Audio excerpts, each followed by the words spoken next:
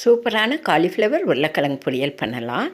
கடாயில் நல்லெண்ணெய் 2 ஸ்பூன் ஊற்றி கடுகு உளுத்தம்பருப்பு போட்டு தாளிச்சிக்கலாம். சின்ன வெங்காயமும் கருவேப்பிலையும் போட்டு நல்லா சிவக்க வதக்கலாம். இஞ்சி பூண்டு தட்டி வச்சுருக்கேன், அதையும் போட்டு நல்லா வதக்கிடலாம். தக்காளி பழம் 3 கட் பண்ணி வச்சுருக்கேன், அதையும் போட்டுக்கலாம்.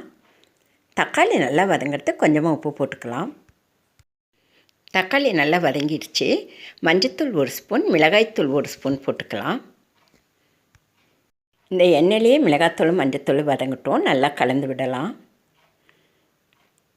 காலிஃப்ளவர் உருளைக்கிழங்கும் கட் பண்ணி கழுவி வச்சுருக்கேன், அதை போட்டுக்கலாம். நல்லா கலந்து விடலாம்.